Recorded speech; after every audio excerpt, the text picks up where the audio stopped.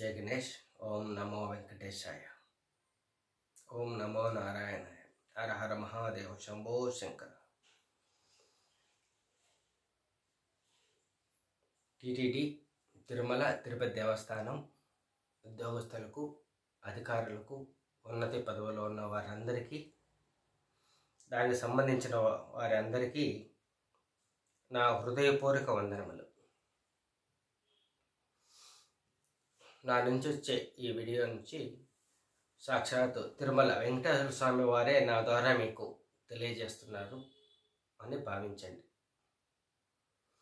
ఏమంటే సరే, అసలు విషయానికి వచ్చేస్తాం. ఇంతకుముందు వీడియోలో ఎస్ఎస్డి టోకన్స్ ఇచ్చే టైమింగ్స్ మార్పు రావాలి అనేది తెలుసుకున్నాం. అందులో ఉన్నటువంటి భక్తులు ఎలా కష్టపడుతున్నారు అనేది నేను మీకు వివరించాను కొంచెం. ఇప్పుడు ఎస్ఎస్డి టోకన్లు అందరికీ అన్ని చోట్ల ఇవ్వాలి. దీన్ని కొంచెం వివరిస్తాను, అర్థం చేసుకోండి, సరేనా? నేను మిమ్మల్ని కలవడానికి వచ్చి ఇవన్నీ వివరించడానికి మీరు ఎక్కడెక్కడో ఉంటారు. పెద్ద పెద్ద విఐపీలతో బిజీగా ఉంటారు. భక్తుల సేవలో, భగవంతుని సేవలో మీరు నిమగ్నమై ఉంటారు. 2-3 సార్లు విఐపీలతో వచ్చాను, కానీ కొన్ని చోట్లకి ఆ ఉన్నత అధికారులు వాళ్ళు బిజీగా ఉండడం గమనించాను. నాలాంటి సాధారణ భక్తుడు వచ్చి మీతో మాట్లాడడానికి అక్కడున్న బయట ఉన్న వాళ్ళు అనుమతించరు. ఇది అందరికీ తెలిసిందే కదా. కాబట్టి మంచిగా మనం భగవంతుని సేవలో అందరం పాలుపంచుకుందాం, అందరం కలిసి చేద్దాం, భగవంతుని మెచ్చే విధంగా చేద్దాం. ఇటువంటి కార్యక్రమాలు చేయడం వల్ల ఏం జరుగుతుందంటే, హతిరాం బాబా, తిరుమల నంబి, అనంతార్వాలు, అన్నమయ్య, తిరుగట వెంగమాంబ ఇలాంటి వారు, తొండమాన్ చక్రవర్తి భగవంతుని హృదయంలో స్థానం సంపాదించారు. ఎంతోమంది ఉన్నారు, తెలియని వాళ్ళు కూడా. అందులో మనం కూడా ఒకరు అయ్యే అవకాశాలు ఉన్నాయి. భగవంతునికి, భక్తులకు మనం సేవ చేయడం వల్లనే, ఆయన్ను ఆరాధించడం వల్లనే ఇది సాధ్యపడుతుంది. అంతే కదా. ఎస్ఎస్డి టోకన్లు ఇంతకుముందు ప్రభుత్వం, అంటే మన ప్రభుత్వం ఇంతకుముందు ఉన్నప్పుడు ఒక మాదిరిగా ఇచ్చేవాళ్ళు. అలిపిరిలో కానీ, శ్రీవారి పాదాల మార్గంలో కానీ, శ్రీదేవి భూదేవి కాంప్లెక్స్లో, శ్రీనివాసం, విష్ణు నివాసం, ఇట్లా కొన్ని చోట్లంతా బాగా ఇచ్చేవాళ్ళు. ఇప్పుడు పోయిన గత ప్రభుత్వం వారికి అనుగుణంగా మార్పులన్నీ చేశారు. ఆ మార్పుల్ని మళ్ళీ మన ప్రభుత్వం వచ్చినప్పుడు అవే జరుగుతూ ఉన్నాయి. వాటిల్లో ఇంతకుముందు మన ప్రభుత్వం ఉన్నప్పుడు దానికన్నా మెరుగ్గా మనం ఎలా చేయవచ్చు అనేది మనం ఆలోచించగలిగితే భగవంతుని హృదయంలో మనకు ఒక స్థానం అనేది ఏర్పడుతుంది. అది మనకు తెలియకపోవచ్చు, కానీ భగవంతుడు తెలుసు. ఆయన ఉంచుకుంటాడు, మనకు కావాల్సినట్టు ఆయన చేసుకుంటాడు. ఏ జన్మలో చేసుకున్న పుణ్యమో మనము భగవంతునికి, భక్తులకి సేవ చేసే అవకాశం వచ్చింది. దీన్ని సద్వినియోగపరుచుకున్నామంటే ఇంకేం కావాలి చెప్పండి, అన్నీ ఆయన్ని చూసుకుంటాడు. ఇప్పుడు మనము ఓన్లీ కొన్ని కేంద్రాల్లో ఉదయం 2 గంటలకు లిమిటెడ్గా కొన్నే ఇస్తున్నాం. ఒక 3000 టోకన్లు శ్రీవారి పాదాల దగ్గర నడిచి వచ్చే భక్తులకు ఇస్తున్నాం. అది ఆ టైమింగ్ను మనం మార్చగలిగితే, మార్చిన తర్వాత మనము ఈ టోకన్లను విష్ణు నివాసం, శ్రీనివాసం, భూదేవి కాంప్లెక్స్, అలిపి నడక మార్గము, శ్రీవారి పాదాల నడక మార్గము, అట్లే కొండ మీద కూడా సిఆర్ఓ ఆఫీస్ దగ్గర ఉన్నటువంటి లాకర్లోను ఒక 2 వచ్చేసి ఇప్పుడు దర్శనానికి వెళ్తాం కదా, అక్కడ కూడా ఇవ్వాలి. 7 ప్రదేశాలలో ఎంత ఇవ్వాలి? రోజుకు మన కెపాసిటీ అంటే రోజుకు ఎంతమందిని దర్శనం చేసుకుంటున్నారు, రోజుకు ఎంతమంది దర్శనం చేసుకుంటున్నారు ఆ లెక్క మనకు తెలుసు. అన్ని టోకన్లు ఇష్యూ చేయండి. రోజుకు గంటకు ఎంతమంది వెళ్తున్నారు, ఎంతమందిని మనం దర్శనం చేయించగలము, ఏ గంటకు ఎంతమంది, ఆ లెక్కను వేయండి. Very simple. ఎక్స్ట్రా ఉంటే మరుసటి రోజుకి దర్శనం టోకన్లు వాళ్ళకు వచ్చేటట్లు ఇవ్వండి. చాలా లేటుగా వచ్చిన వాళ్ళు నెక్స్ట్ రోజు చూస్తారు. ఇవి ఎవరెవరు టోకన్ తీసుకుంటా ఉన్నారు వాళ్ళకు టైం ప్రకారము ఇస్తా వెళ్తాం. ఇన్ని టోకన్లు అయిపోయినాక ఆఫ్ చేయడం వల్ల సర్వదర్శనానికి డైరెక్ట్ దర్శనానికి వెళ్తారు. వాళ్ళైన డైరెక్ట్ దర్శనం వెళ్ళిన వాళ్ళు కూడా దర్శనం చేసుకొని కదా బయటకు వచ్చేది. తిరుమలకు వచ్చిన వాళ్ళు ఖచ్చితంగా దర్శనం చేసుకోకుండా వెళ్ళరు. కొందరు మాత్రమే వెళ్తారు. ఎందుకు? ఆ జనాల్లో ఒకసారి విపరీతమైన జనాలు వచ్చినప్పుడు దిక్కు తెలియదు మనకి ఎంత టైం పడుతుందో అని. ఒక పక్క వాళ్ళు రిజర్వేషన్ చేసుకుంటారు ఫ్లైట్లకు, ట్రైన్లకి. వెళ్ళాలి, బయట నుంచి దండం పెట్టుకుని వెళ్ళిపోతారు. నేను కూడా చాలా మందిని డ్రాప్ చేశాను. దర్శనం చేసుకోకుండా వెళ్ళిపోయే వాళ్ళు నేను ఎంతోమందిని చూశాను. అలా ఉండకూడదు. ప్రతి ఒక్కరు తిరుమలకు వచ్చిన వాళ్ళు భగవంతుని దర్శనం చూసుకొని సంతోషంగా హ్యాపీగా వెళ్ళాలి. అలా మనం చేయగలగాలి. ముందు వచ్చే వాళ్ళకు టైం ప్రకారం వెళ్తూ ఉంటుంది టోకన్ సిస్టమ్. వాళ్ళకు అవసరం లేదనుకోండి, నెక్స్ట్ అత్యవసరంగా తొందరగా వెళ్ళాలంటే ఏం చేయాలని నెక్స్ట్ వీడియోలో కూడా మనం తెలుసుకుందాం. ఇవన్నీ చిన్న చిన్న మార్పులు చేసుకుంటూ వెళ్ళాలి. ఎర్రర్స్ వస్తూ ఉంటాయి.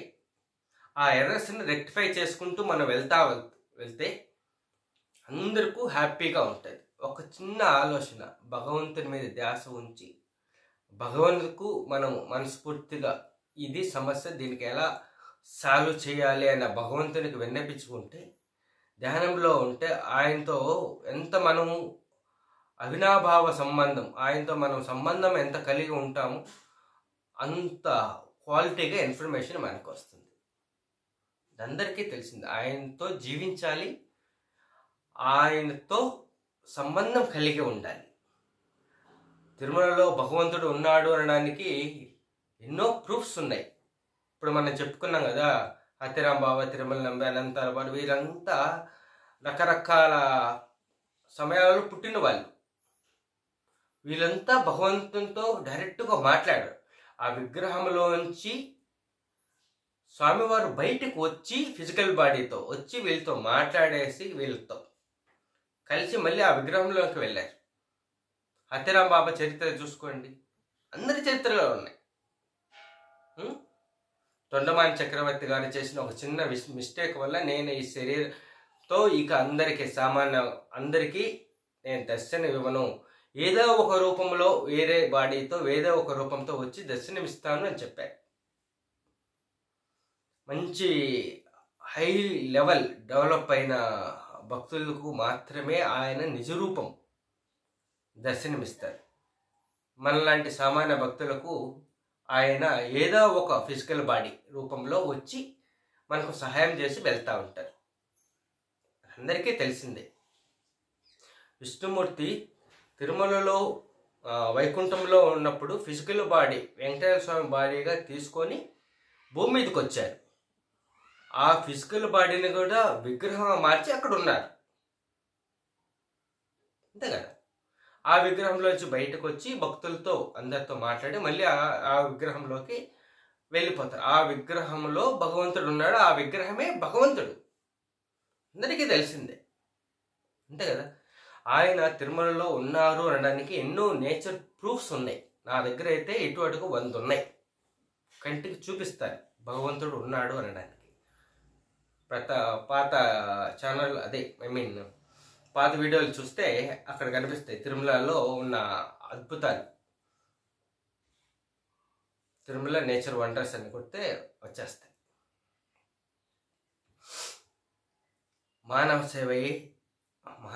మాధవ సేవ ఈ మాదిరిగా ఏ గంటకి ఎన్ని టోకన్లు ఇవ్వవచ్చు అనేది మనం ఇస్తా వెళ్తా ఉంటే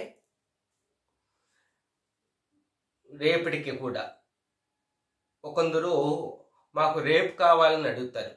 వాళ్ళకు రేపు కూడా కొట్టేయచ్చు అడ్వాన్స్గా ముందుగా. అట్లు కూడా మనం చిన్న చిన్న అన్నీ అడ్జస్ట్ చేసుకుంటా ఆ ప్రోగ్రాంలో ఇస్తా పోతే భక్తులు చాలా సంతోషపడతారు. ఒకసారి ఆలోచించేయండి నేను చెప్పింది ఎంత వాస్తవం ఉన్నదా అనేది. ఒకసారి మీకే మీరుగా ఒక సాధారణ భక్తుడులాగా వెళ్ళి శ్రీనివాసంలో రాత్రి 2 గంటలకు టోకన్ తీసుకొని బయటికి రండి. భక్తులు ఎంత కష్టపడుతున్నారో తెలుస్తుంది. అంటే 10 గంటలకు వెళ్ళాలి మీరు కూడా క్యూలోకి. మీరు సామాన్య భక్తుల్లాగా ఎవరు గమనించకుండా మాస్క్ వేసుకొని వెళ్ళేసి రండి. అట్లే శ్రీవారి పాదాల దగ్గర చూడండి ఆ ట్రాఫిక్ ఎట్లా ఉంటుందో. ఆ ఫారెస్ట్ వాళ్ళు అయితే ఆపేస్తారు అక్కడ 6 గంటల వరకు. అక్కడ ఒక ఇది జరుగుతూ ఉంది, మీకు తెలియకపోవచ్చు. ఏముంది, యువతల నుంచి ఆటోలో శ్రీనివాస మంగాపురం కాడ దిగుతారు కొందరు. ఆడ నుంచి ఆటో తీసుకొని శ్రీవారి పాదాల కాడికి 50 రూపాయలు ఎంతో తీసుకుంటారు. ఎక్కించుకొని వస్తే ఆ పొద్దున్నే ఫారెస్ట్ వాళ్ళు ఆడ ఆపేస్తే ఆడ మళ్ళీ ఏం చెప్తారు వాళ్ళు, మీరు దిగి ముందుకెళ్ళండి, అవతల ఆటోలు ఉంటాయి, అవతల ఆటోలు పట్టుకొని వెళ్ళండి, మీరు టోకన్కు ఇచ్చే కాడికి వెళ్ళిపోతారు అని అంటారు. అంటే ఇక్కడ పేమెంట్ ఆ టోల్ గేట్ కాడి ఆ 2 కిలోమీటర్లు నడిచి వెళ్ళాల్సి ఉంటుంది. ఆ ట్రాఫిక్ జామ్లో ఆ బ్యాగులు వేసుకొని ఇడ్చుకుంటూ పోతూ ఉంటారు. అవతల పోయినా మళ్ళీ ఆటోకు పే చేయాలి. వాహనాలు తెచ్చుకునే వాళ్ళేమో యువతలనే ఉంటారు. ఆ ఆటోలు అవన్నీ అంటే ఎట్లా వెళ్తాడంటే ఆటో వాళ్ళు తప్పు పట్టడం కాదు, వాళ్ళు భక్తులకు హెల్ప్ చేస్తూనే ఉన్నారు, వాళ్ళు 4 రూపాయలు సంపాదించుకుంటున్నారు. అది రైటా రాంగ్ అనేది పక్కన పెడతారు. అక్కడ సిచ్యువేషన్లు అలా భక్తులకు ఇబ్బందికరంగా ఉంది.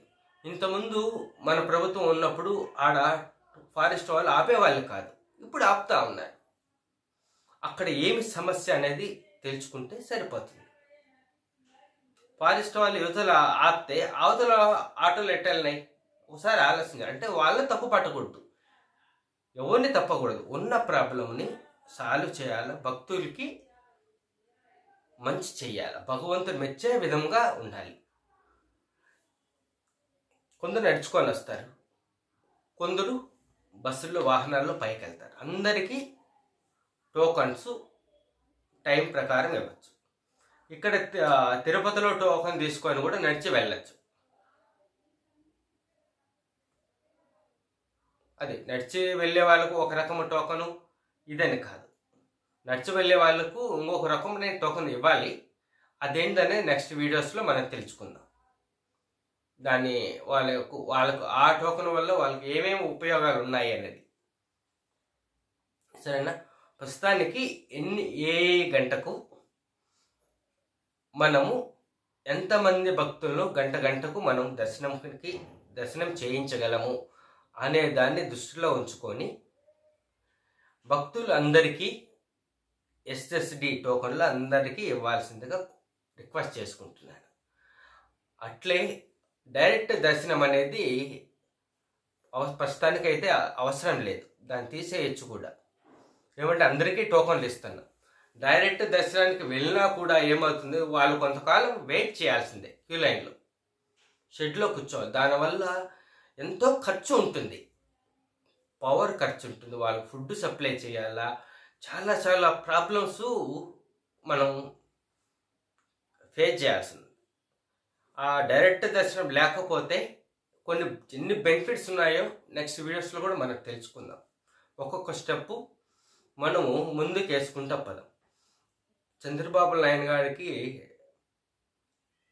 చంద్రబాబు గారికి ఆయన సూపర్ 6 అని పెట్టారు. చాలా బాగుంది. సూపర్ 7 అనేది తిరుమలకి అప్లై చేస్తే ఎంత బాగుంటుంది. భక్తులకు అందరికీ